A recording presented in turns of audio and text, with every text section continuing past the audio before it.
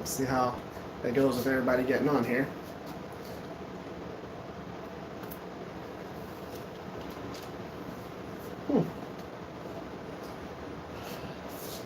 So for people who are watching this after it went live, we're going to be talking about bevel grinds. I'll probably explain that a couple of times during this live stream, but as people come on, we'll say more about it, but that's what this is going to be about. It's different types of grinds, and I'm going to use these blades to explain it. So we'll wait for people to get on here. I'm doing this live stream a little bit later so that it's a lot cooler in here.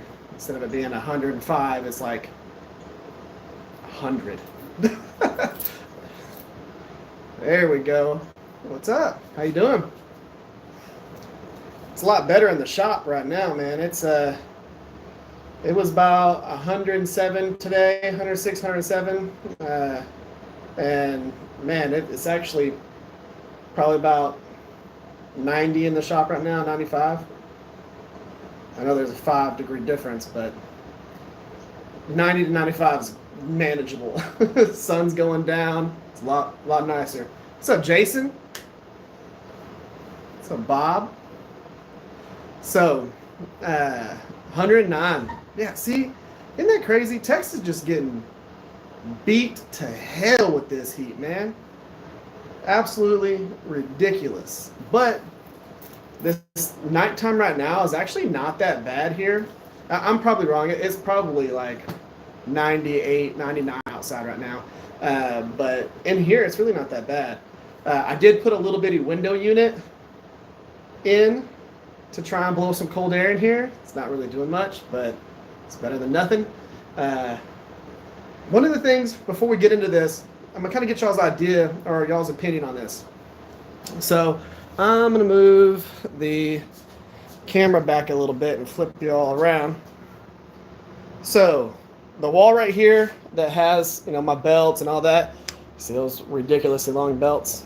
That's going to be a whole grinder build, just so I can use those 36 grit belts that are massive. I'm thinking about taking this wall right here and putting 2 big sliding doors so that it's still closed off, that shop, but that way I don't technically have to come in this door. I can easily just open these and then come out here. I'm thinking that's what I'm going to do. I think that I want to make it to where I can just walk in and out from here. So on days where I'm not grinding, because I have an AC that's going in there, on days that I'm not grinding, it could cool down the whole space because I'll have that door shut over here and just transition. I don't know yet. I'm thinking about that. And if I could find doors that'll work, then I'll probably do that. But it's one of those situations where I'm going to have to modify a bunch of stuff to make that happen. Whenever I end up doing that, I'm going to show y'all the whole entire process and all that stuff. I'm also thinking about switching this storm door that I have for the entrance door to one that has a big window in it, and then doing windows in the 2 doors that I'm adding to the main opening over here so that we get extra light in here. Because as you can see, I don't have windows anywhere in here. And I think I kind of want that extra light. Don't know yet. Okay, so don't want to lose anybody here. Let's go ahead, jump into this thing. So one of the things that was suggested in the last live stream was to kind of go over different types of bevels and their usefulness and things like that. So I'm going to talk about that, but I'm going to let y'all kind of chime in and direct the flow of this live stream. That's the best part about the live streams versus the videos. The videos I've already filmed. Y'all just get the comment on the aftermath. When it comes to the live streams, the more y'all talk, the more this live stream flows, and we talk about the things that y'all want to actually hear about. So one of the things that I'm going to do, I know that there's a lot of knife makers out there that make knives. They understand why you would put a particular grind on certain things, but there are a lot of new knife makers that need to know when it's appropriate to do a Scandi grind, when it's appropriate to do a hollow, a convex, so a concaved hollow, or a convexed full flat grind, or a, let's say, a saber grind, or let's say a grind that only goes up 3/4 of the way. You know, there's a lot of different ways that you can do the different grinds and bevels and stuff like that. And yeah, S grinds. You've got that. A lot of people don't even know what an S grind is, because whenever you try and explain what an S grind is, it wrapping your brain around that is not the easiest thing. But you're going to have a lot of chef's knives that have the S grinds and stuff like that. So, getting into this, all right, I've got a few of my blades set out here. I don't typically do Scandi or saber grinds. That's not really my thing. I'm not a big fan of having a whole lot of flat space on my blades. But I do have things like these right here. So this one is about as close to a Scandi or saber grind that you're going to get out of me. So that's about it. Where you have just this amount of ricasso and flats. I'm just, that's just not me. I don't really like, I like this one because I did all the design and the texture in there, like a hammer forged, that design in there. I really like that. This is about the only one that I'm like, okay, cool, I like that. I got this one from one of my friends. This was before I started making knives. He was doing a little raffle, and I won the little raffle, and I got this. So this is, you would think it was like a Scandi or a saber grind, but it's a little bit different. This is hollow in here, and then it has the other bevel. So it comes in narrower in this section here than the actual edge here. So it'd be like a micro S grind, and it's pretty cool. It makes a little, like it comes up and then comes in. It's pretty cool how it's profiled and ground. But this was one of the first knives that made me think, okay, I think I can make knives. I think I could try that. I think I could do this. And this is what sparked me making that first file knife. So, and then that sparked the channel where I focused on knives. So this little guy right here, and the guy's name is Jeff Peters. He made the Messer sword on Forged in Fire. I've talked about that plenty of times. This grind right here, it's a really cool grind. It's super sharp. I do like this. I've never done this, and I don't know if I ever will, especially doing a S grind that short. Because when you see a lot of S grinds, the way that they're done is they're going to be on bigger, of course, not a big old chopper like this, but they're going to be on a taller blade where they use a big contact wheel, or they use a platen that's like it mimics a 36-inch wheel, and they will actually hollow out this section, basically make a big fuller in it, and then they'll come in and they'll grind in their bevel, and it will be hollow here and then go down into the bevel, which works really well for food release and things like that. Having that hollow in there, let's say you're cutting things like cheese or something like that, you're starting to slice through it, it's going to be able to peel off in that hollow grind area. So as you're coming through and you're cutting, it's going to peel off and it's not going to stick to the blade. That's the reason why a lot of people do their chef's knives and they do a convex grind on it. So they'll grind it flat and then they'll convex it slightly so that whenever you're chopping through it, it'll want to peel off as you're coming through there. So I really like that. Y'all will see me do some S grinds because when I get the new grinder, the Revolution grinder, I'm getting the big platen with like the 36-inch contact wheel mimic thing, and y'all are going to get to see me do quite a bit of hollow grinds and S grinds and stuff like that. So you're going to get your feel on that because I'm going to play with it a lot on the channel. So we've talked about saber Scandis, the ones that are going to be something similar to this right here. Or let's say you were going to do something, this is one of my little fidget knives, something like that. This is a little Tonto, but this right here is one that really thick, Grind comes straight up to there. You have a lot of flat here. Of course, this is more like a tanto, so you've got this grind and this grind where they actually flow into each other. But I don't typically do this type of tanto here. I've done it a few times on different file knives and different things like that. But yeah, this one was actually sent to me. This was a company that I think it's like EDC something or other. It's a really cool fidget knife. It's magnetic right here. So sticks, comes over. I just sit there and play with it all the fucking time. But that's cool. That's titanium. So definitely look cool. I think it's EDC Carry Co. They make a titanium toothpick. I use the titanium toothpick. I got this thing for free, which is pretty cool. But, okay, so we've got the sabers and scandies, things like that. One of my favorite grinds. Y'all will see me do this quite often. It's got to be my favorite grind. It is what it is. This right here. So this is going to be a full flat grind right there. It comes all the way up to the spine. You get a nice taper to your blade whenever you do a grind like this, especially on a blade this tall.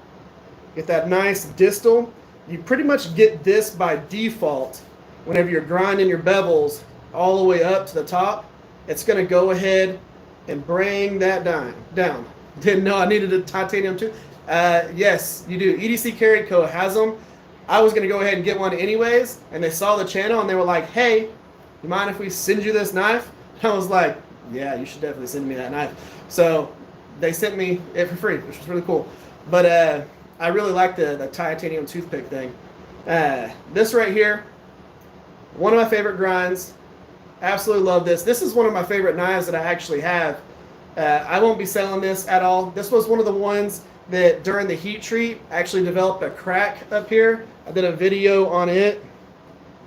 You can barely see it. It is literally right there. It just goes to right here. It comes right out of the, there you go. It comes right out of the pinhole to here, and that's where it ends. I used this and batoned it through wood, through logs with knots in them and everything. And I beat the piss out of this knife. And I'm talking about, I was hammering the hell out of the tip, out of everything going through that wood, split a lot of logs with this. And it held up like a champ. It's still very, very, very sharp. And I love this thing. And I brought that down to almost a zero edge. I mean, it's a very, very, very fine edge. And that one has one of my R sharpening tools on there. But when it comes to this grind right here, this one has kind of like a little bit of a hybrid going on. This area right here, this is full flat. Whenever you get to this section here, it's actually convexed. So it actually rounds from the spine down to the actual cutting edge here. It's not just full flat, it actually has a little curve to it. And that works really well whenever you're trying to split things with that tip and split it. You can make good feather sticks and everything with the flats down here. But one of my favorite knives that I actually have, really cool handle profile with that facet that we have going down there. Yeah, but anyways, so full flat grind. You're going to do a lot of EDCs, a lot of camp knives, a lot of things like that, full flat grinds. You're going to see a lot of people do camp knives with sabers and scandi grinds as well. They work really well for knives that you're going to use to pry things open with, if you're going to baton a lot of stuff through them. The cool thing about something like a saber or a scandi grind, something like, again, this grind right here where you have a lot of this flat, it leaves a 90-degree edge right here on the spine. So if you're needing to strike a ferro rod, that 90-degree edge right there is going to let you throw good sparks for your ferro rod. So you're going to have a lot of people that are going to do, those different types of grinds. And not, like whenever you think about a cool camp knife or something like that, you're going to see a lot of YouTubers that are going to make those camp knives out of thick steel, because you get a lot of really cool facets and transition lines and stuff like that on really thick steel. But a lot of your camp knives that you're going to buy aren't going to be thicker than 3/16. They're going to be a thinner steel that has a good heat treat on it, that has a nice softer spine, a hard edge, something that really can be abused, but they're not going to be super thick blades. If you were to buy something by like Ontario, or if you're going to buy, you know, a lot of these cool, you know, SOG or whatever brand knives, almost all of them are going to be like 1/8 inch thick or 3/16 of an inch thick. They're not going to be these big 1/4 of an inch, you know, beefy, crazy choppers, because a camp knife, it needs to be able to do a lot of different tools at your campsite, but it doesn't need to be super heavy, super bulky, and this big, massive thing. You wouldn't take this now. You could. You wouldn't take this to a campsite. You could. Just in case you need to fight off a bear or something like that. You could. But this doesn't make much sense for a campsite. Unless, again, you're trying to chop trees down and all that stuff. But you're going to see a lot of people do those sabers and Scandi grinds on camp knives. I would not suggest doing something like that on a chef's knife. A chef's knife, you're typically going to have something like, the most of them are not going to be S grinds. Most of them are going to be your convex or full flats. That's going to be the bulk of your chef's knives. That's primarily the direction they're going to go. You're not going to have a ton that have S grinds, just because there's not a bunch of people that do that. You're also not going to have many sabers or Scandi grinds, because those don't cut through things very easily. You're going to have people that are still going to make them like that. I'm not saying no one does a grind like this on a chef's knife. You're going to have people that do that. It's perfectly fine. That's their thing. But what ends up happening there is you start ripping through things, or you chop through things. Whenever you're using something like this, I guess the easiest thing to say is you'll tear through it. So if you're cutting a tomato, you're going to tear the tomato as you're going. You're not slicing it. So whenever you do a grind like this, where you have these big flats and everything, whenever you get to here, it's going to start ripping the thing open more than it is slicing through it. Now, if you have a really thin piece of steel and you do a grind like that, so be it. But think about it. If you're going to slice through something, it needs to be nice and thin and slicey. So one of the things that you'll also see a lot of people nowadays do is they're making chef's knives out of super thick steel. Again, it's not necessary. If you're going to make a chef's knife, you can easily do it out of 1/8 inch thick steel. You don't even need to go over 3/16 of an inch. You'll see a lot of us make some crazy camp chef's knives. They're a little bit thicker and things like that. As long as you do the grind right, you bring it all the way up to the spine, you can do that. It'll be just fine, because if you have a blade that's tall enough, something like this right here, where that heel is nice and tall, even though this is a little bit thicker material, it's going to take a while for that stuff that you're cutting to get all the way up to the spine, and it's going to be able to slice just fine if you make it taller. But if you've got something that's a little bit thinner, a little bit shorter, you know, you want to bring those grinds all the way up, and you want to use a little bit thinner steel. So this right here, this is what I was talking about on that little flipping knife that I have. I don't do a lot of these type of grinds right here anymore. So where you do the Tonto like this. One of the reasons why I don't do that is I don't like how broad the spine is behind the tip. Now, if you were needing to puncture through things, it's nice to have that meat behind that tip, but that right there is just too broad for me in this little section. I like for it to taper more, so I'll typically take my Tontos, especially if they're going to be like a fighting style knife. They're still going to be plenty thick behind there, but they're a nice smooth grind. And when it comes to this one right here, if you can see where the light's shining right here, you see how it kind of rounds up into this. It's round here. There's not a sharp line going across, and it doesn't just flow up to the tip. It's round here. What that's showing you is the blade here. So the blade, the main section here, this is again flat but the tip is convex. So I do that with a lot of my blades. I'll leave a little bit of meat here. Sometimes I'll take that meat out and make it thinner here, but I still want that behind that tip if I'm going to puncture through something, but I don't want it to be as wide. It's almost like it's tapered into this little convex here, and I really like that. I've carried this a lot. You can see how many times it's gone in and out of a sheath. I've worn the heck out of this finish on here. This goes with me to every single blade show that I go to, every car trip, long distance trip, Walmart, all that stuff. I carry this as an EDC all the time. That's a very big EDC, but this is easily one of my favorite knives that I've ever made right there. Talk about a very large swedge on a knife that's not that long. It's probably one of the largest swedges that I've done. But look at the way this thing looks here with the jimping going up into that swedge. Some of the best lines that I've done on a knife.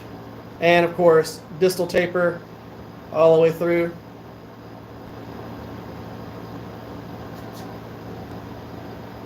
One of my favorite knives that I've made. I will never sell this. It is. So I've got a scout carry sheath for this. I've got a crossbody draw on the front that I carry this with, and every once in a while I carry it on the side. So I've made a bunch of different sheaths for this, and I just love it. It's easily, again, one of my favorite knives that I've ever made, and I will never sell that thing.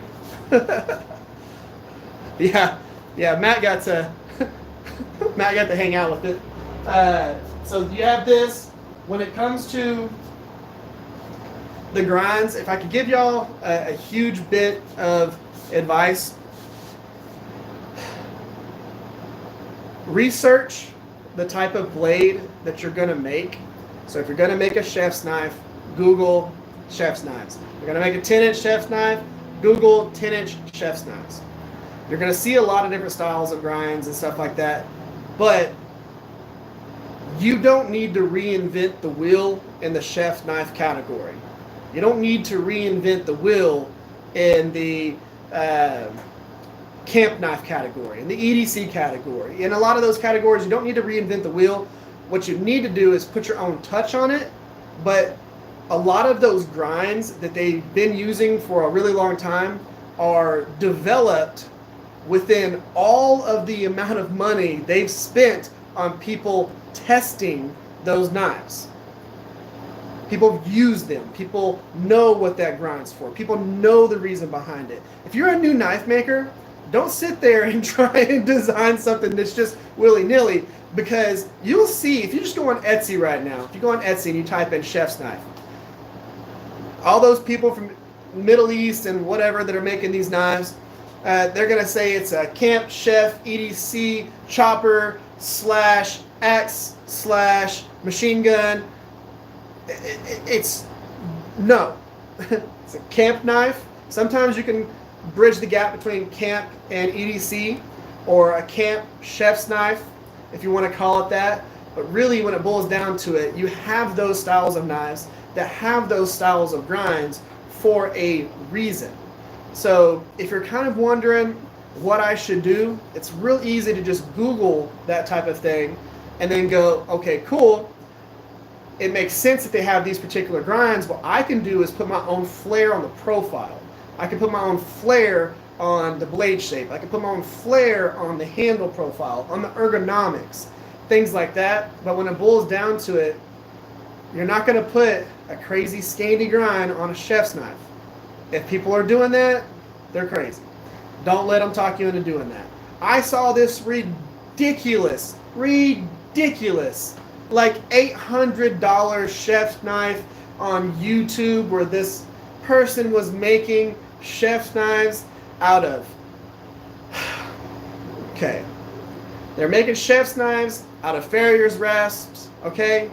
Whenever we make knives out of farrier's rasps, we either forge this texture off, or, okay, we either forge it in or we grind it. All right.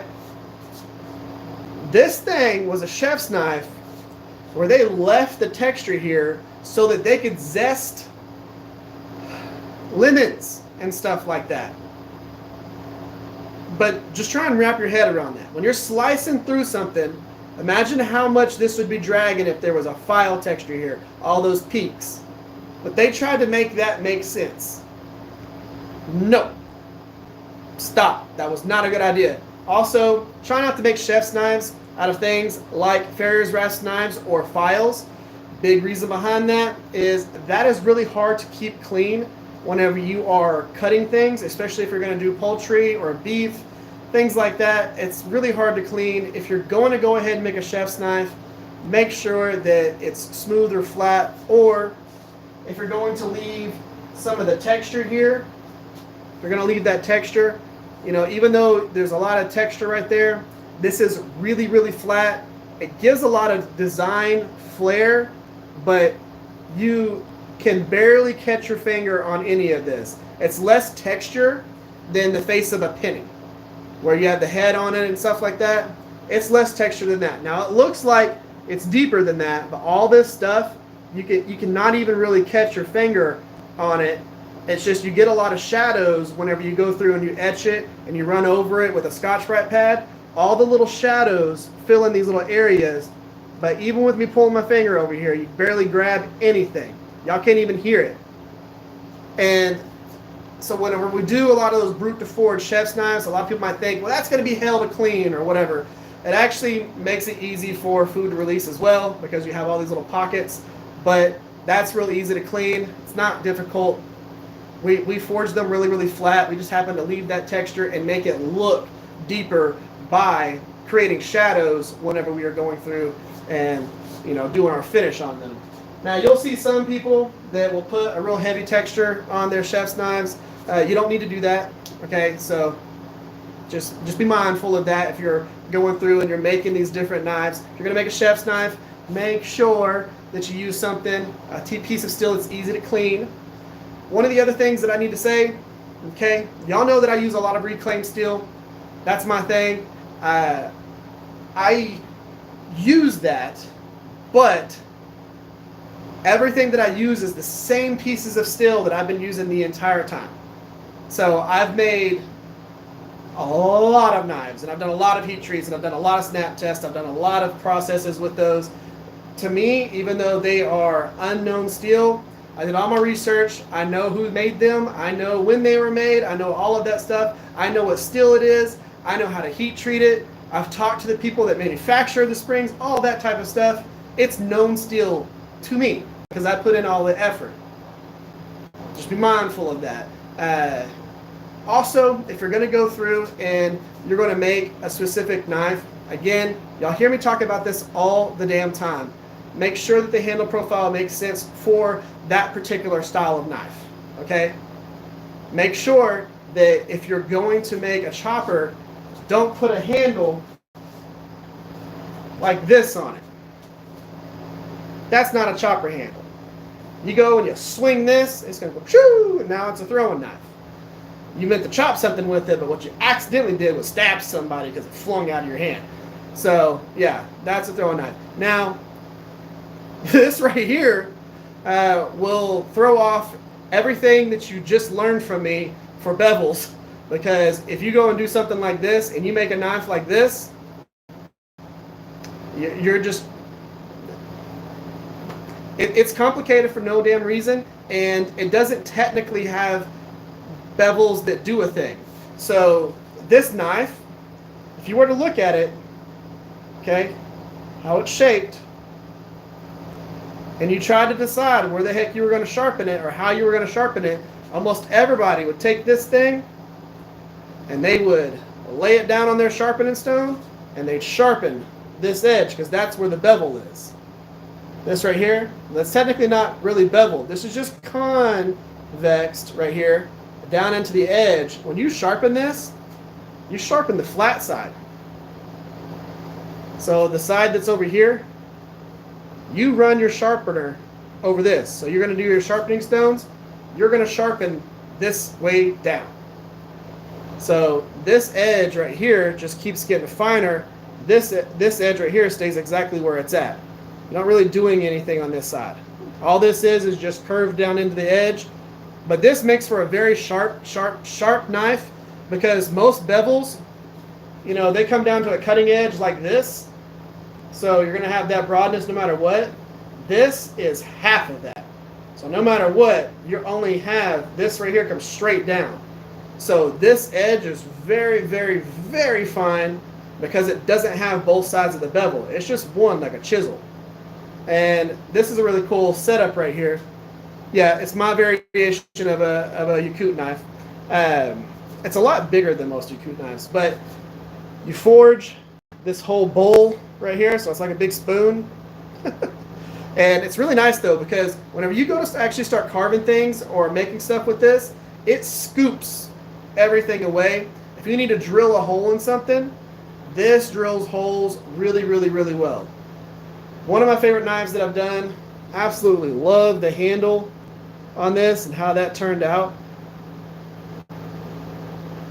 But for my first attempt at this, I really, really, really, really, really like this.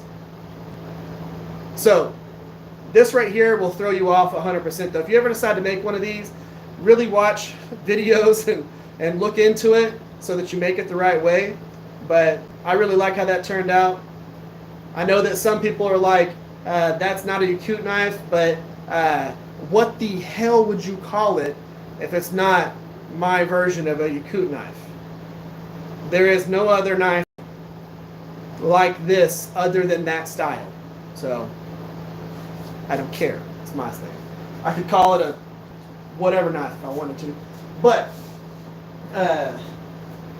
a lot of the times whenever you're going through, like I said, and you're going to design a knife, or you're going to make a knife, even me, I do my own drawings, I do my own sketches, I have a whole bunch of my own profiles, and I've got like 100 times that I've done. But a lot of those profiles and a lot of those designs are me going through and Googling the thing that I want to make and then going, okay, cool, I'm going to TRE the hell out of that. I'm going to make it my own. I'm going to design it myself and go off of it. But really, you're just making a variation of the previous knife. So whenever I was talking to Jason Knight at the Last Blade Show, you know, I showed him one of my kukris, and he told me one of his pet peeves. So one of his pet peeves were people going up to him and saying, hey, look at this kukri that I designed or that I made. And he was like, oh, this is cool. Knowing damn well that they made that knife based on his design and that he's technically the one that designed it. All they did was they modified his design. But it was 100% based on his knife. It might as well have been called, check out my Jason Knight knife that I modified. Because he knows that a lot of the kukris that you see nowadays, the full tang, beefy, crazy kukris, all those are based on Jason Knight's version of kukri. Because a lot of kukris are hidden tanged, they're different profiles, but a lot of the ones that you see now are inspired by his designs. So instead of people walking up to him and going, hey, you know what? Your stuff really inspired me, so I made my version of your thing. He gets a whole lot of people that come up to him and say, hey, look, I created this design. It's new. And he just sits there and goes, no, you didn't. But it's fine. Do your thing. And you can imagine being him and getting like 200 of those people in one weekend. It would be a little hectic. But he's still super polite about it, as opposed to the guys that when you walk up to the table and you try and video it and they tell you you can't make it. Those guys are annoying. So, when it boils down to it, do the research, look it up, figure out what things are made like. One of the things that y'all said a minute ago was trying to figure out how to do not S grinds, but recurved blades. So, whenever I do a recurve blade, the bevels change quite a bit. And there's a slight recurve on this, but this is not hardly any type of a recurve compared to a lot of the blades that I've done. Whenever you're thinking through a recurve blade, you're going to be grinding it a different way. And if you're wondering how to do that, watch any of my videos that I've made recently with recurved knives, and I'm going to explain the way that I actually pull that blade across the belt. So the difference between a recurve blade and a regular blade when it comes to grinding the bevels is on a regular blade, you can go super simple and you can actually rest the spine on your work rest and you can just draw that blade straight across, same angle, and then just kind of rock a little bit back to get the tip ground in, which is how I'm going to do a lot of these. You know, we're pulling across, and then to get this little convex tip that I like to do, or even if you're tapering that tip towards the front, I will start pulling the butt of the knife, so pulling the handle out away from the belt a little bit so that it grinds in and starts thinning this area out right here, and it will actually bring the bevel up towards the spine as you're doing that. And I explained that in those videos whenever you're pulling through.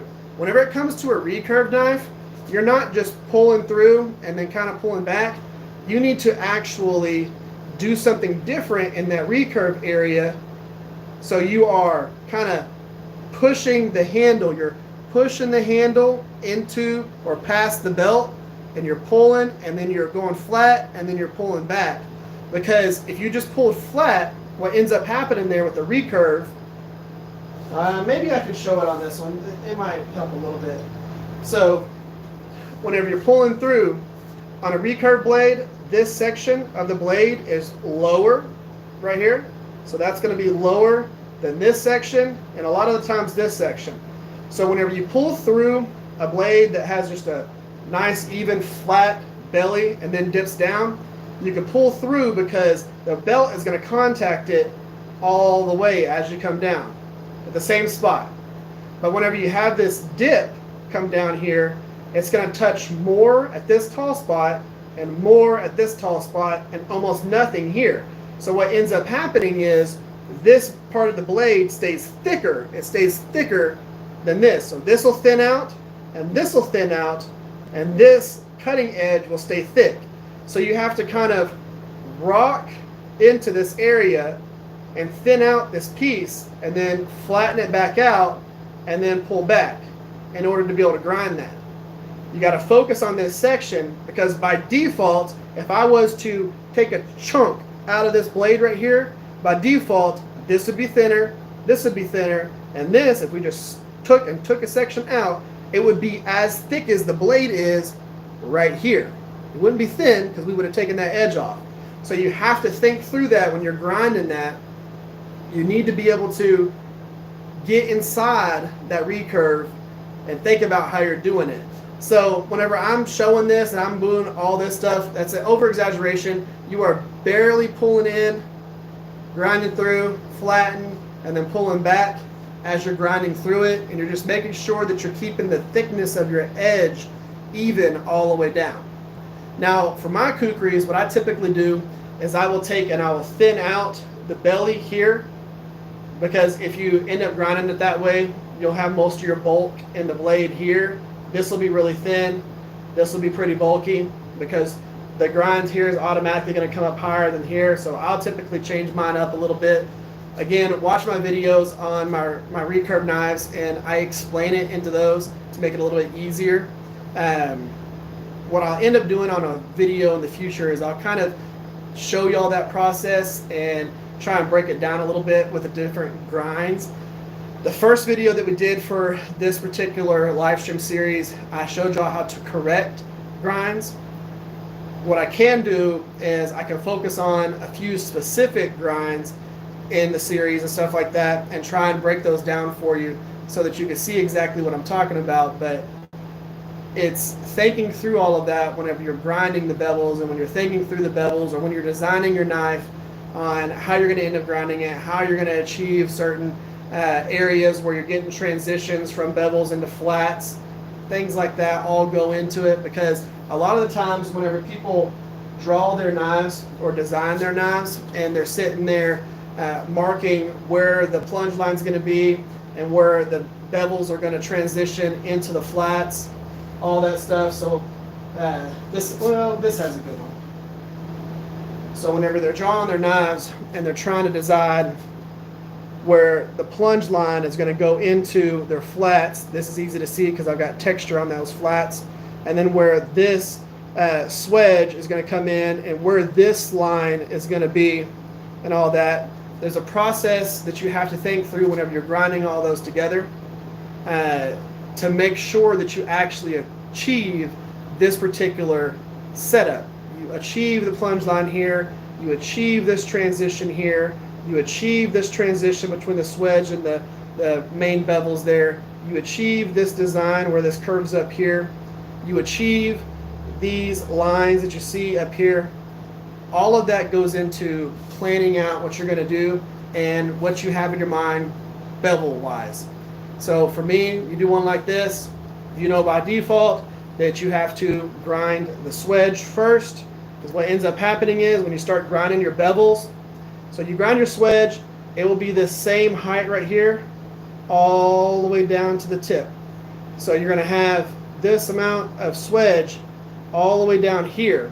What ends up happening is whenever you go through and you start grinding your bevels, it's going to, by default, when you start thinning this blade, bringing this up to match this point here.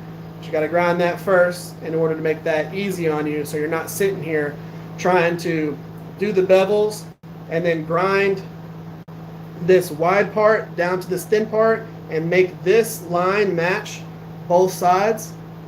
It's very hard. It's a lot easier just to grind two bevels all the way down to the tip and then grind the other bevels up into it.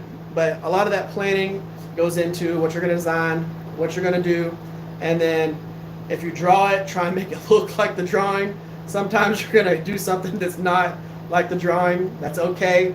It's fine. You still made a knife. That's what matters. But if you're going to think through bevels, I guess you could say the takeaways would be research the knives that you're going to make, and then go ahead and do your design based on what already exists and their functionality. So if you're going to make a camp knife, make it an actual camp knife. If you're going to make a chef knife, make it an actual chef knife. If you're making EDC, make it an EDC. You know, think through sizing and stuff like that. That's not an EDC unless you're Crocodile Dundee. It just makes sense to research it, look up what you're planning on making, and try and take some input from those designs that already exist, that are proven, and base your design on something like that. So let's see what we got here. So this is why I watch, because it would take, yeah, see, and that's what I try and do. It's one of those things where a lot of people are actually, that they're either afraid to ask the questions or they will try and figure it out the whole entire way. I do my best to try and help y'all minimize some of those mistakes. Of course, I've made a bunch of knives. If I can help, I definitely want to make sure to do that.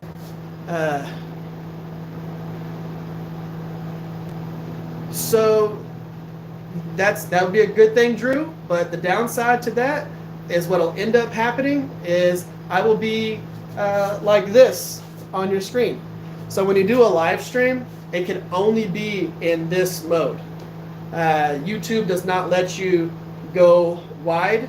It's literally built for people watching this on their phone, like TikTok or something like that. So you can't actually rotate this.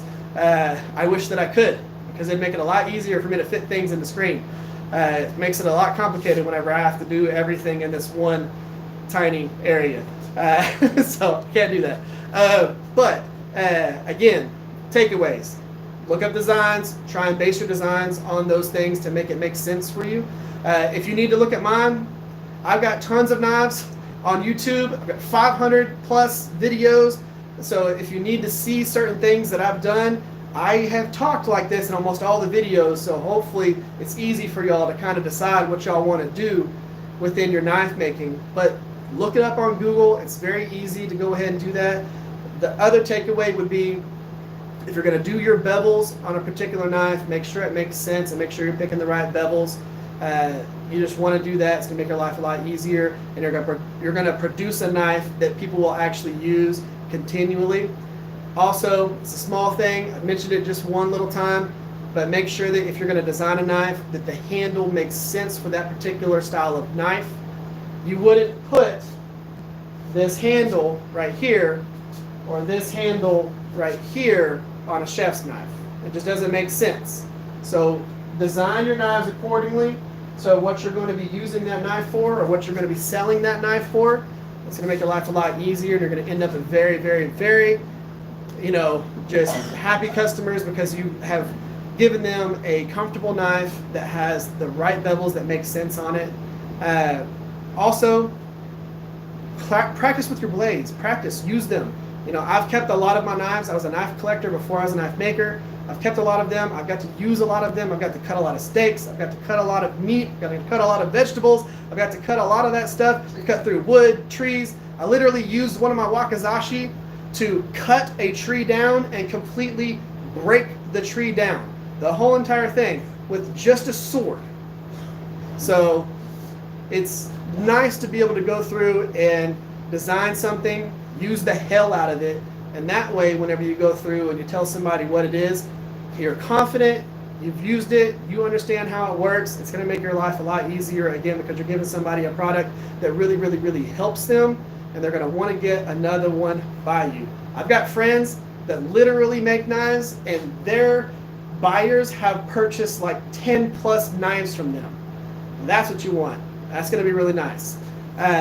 Also, whenever you're thinking through it, just make sure it makes sense, the type of steel that you use for the type of knife that you're going to use. I use a lot of high carbon for my chef's knives. You can do that. I don't make stainless steel knives. I don't know if I ever will. Me personally, I like high carbon steel. That's my thing. It's my jam. I'm going to keep doing that. But don't use a Farrier's Rasp knife or a file, or a Farrier's Rasp or a file to make a chef's knife. It doesn't make sense. Don't do that. Make sure that if you're going to use a particular steel, that it makes sense for that type of knife. Hopefully that's helpful. Now, before we cut it here, do y'all have any questions that I can go over real quick? I'll go ahead and let y'all type any of them that you have, and then we'll call it there. If y'all don't have any questions, that's fine. It's okay. A few people talked, not many did. Let's see here. Although if Michael Myers had a Coke bottle handle, yeah, yes it would. Yeah, if you're going to go ahead, again, you need to get after it. Put yourself a nice, that ain't going nowhere. Also, you can make a lanyard hole so they can wrap the lanyard around their hand and then get after it. Yeah, still one of my favorite knives. It's a 1.5 hand handle. So, yes. Now, there's not going to be a lot of people that are going to end up doing that, but if you needed to, yeah, you got this. Any other questions about specific grinds or anything like that, or how you would do something, or why you would do something, or why I've chosen certain things? I know that I get a lot of people that wonder why I use the steel that I use versus what other people are using. I use a lot of 5160. I use a lot of 80 CRV2. I use a lot of 1084. Those are my jam. Those are the ones that I like to use because I'm confident within the heat treat, and I will continue to use them. I use 8670. I use a few other different steels. All of those have a very similar heat treat, and what makes your life easy when it comes to making knives is using things that you can replicate real simple. You don't need something that has a completely different thing every single time you do it. It's real easy to replicate it if it's something that can be consistently done, and you're using steels that have those similar heat treatments. It's going to make your life a lot easier. How long should a paring knife style stay sharp? Maybe one from a mom, built within a month of use. Okay, so here's something to think about. If you're going to use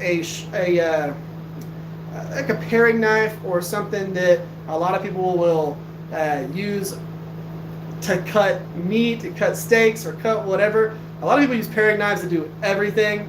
Hardly any of them just sit there and peel potatoes and stuff like that with them. The more times that you use your knife to cut a steak on a glass plate, the easier it's going to get dull. So using your knives on a cutting board, whether it be a plastic polyurethane thing or wood or however it may be, those are really forgiving to the steels. They don't hurt your edges as much, but if you're sitting there and you're cutting through stuff on plates, on glass plates, porcelain plates, that's going to dull your edge really, really fast. So think through stuff like that whenever you're telling people about your knives and what you're selling them. If you're going to cut through things like that, plates dull knives.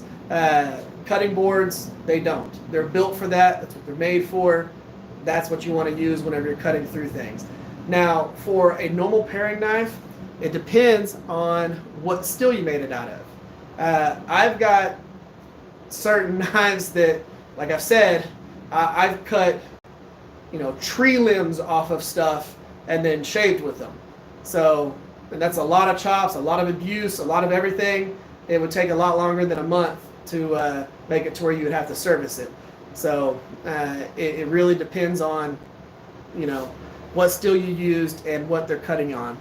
How do you feel about 5160 as a chef's knife? I've made plenty of 5160 chef's knives. Again, as long as you maintain it, it's going to be fine. 5160 has a great heat treat, or if you do the heat treat well, the edge will last you a very, very long time.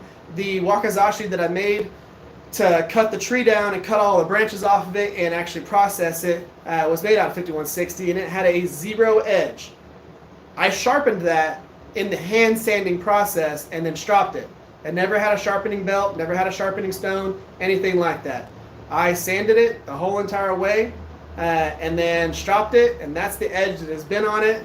I haven't resharpened it at all. I've only ever stropped it. That's it. And I have cut a lot of shit with that wakizashi. It's one of my favorite things to cut things with. And I've only ever had to strop it. I've never had to hit it with a sharpening tool at all. So you can do a lot of stuff with 5160. All the shows you've been on, what do you think take OBM 272? I like it. I like the OBM 2x72s. I use Beaumont Metalworks. I'm going to be using the Brian Housemade. I'm going to be building one of his and using that for a long time as well. But they're good grinders. So again, when it comes to the steels that you're going to use for things like that, chef's knives, all that, there are certain things that you need to think through. This is going to be one of the last things that I'm going to talk about, and I'm going to get off of here. You need to think through the edge retention that a steel can, or the type of edge that a specific steel can achieve and stay sharp within its ability to hold an edge, or its hardness and what you can maintain on it. That kind of just sounds like a whole bunch of fucking gibberish. But 26C3, they use that to make razor blades, to make all kinds of different cool stuff. I've used it. You can grind it nice and thin, and it will keep that edge for a really long time before it folds, and then you have to rehone it or strop it back into profile. Because a lot of those times it's just moving like this. You need it to be right here in order for it to cut well. But if it's slightly rolled or moved a little bit, because those things are so thin, you're honing it and then you're stropping it and you're calling it done. But you need to make sure that steel can get ground to how fine you want it to be and hold that edge for a really long time. 15 and 20 can do that very well. So think about that. 15 and 20 has the same heat treat for the most part as 1084, 5160, those things. So 15 and 20, you can grind a nice thin profile chef's knife and you'll do absolutely great with it. You can use 5160, you can use 1084. Those are a lot of really good beginner steels. It makes life a lot easier, but do that research and figure out what steels can be ground really thin. If you're going to be making those chef's knives, bring it down to a 0 edge and then base your knife on that. So hopefully all this was helpful. Make sure you like all this stuff. Guys, thank y'all for participating, commenting, all that stuff. We're done here. Y'all have an amazing day. Y'all stay safe out there, and I'll catch y'all. Oh, y'all thought I was done. Real quick, I told y'all that I was going to show y'all my Samurai Challenge thing. I'm redesigning it a little bit. I had a few people kind of throw me some designs out there, and I'm going to tell y'all real quick. I originally wanted to make it to where you could separate it into 2 swords. I'm just going to make 2 swords because I want to be able to swing them like this whenever I'm fruit ninjaing. So y'all are the only people that know that. I haven't told anybody else that. I haven't told the other competitors or anything like that. So I'm going to forge 2 of them, and they're going to be badass. And y'all are really going to like them a lot. And you're going to want to make them. You really, really, really will. They're going to be cool. Guys, that's it. See y'all later.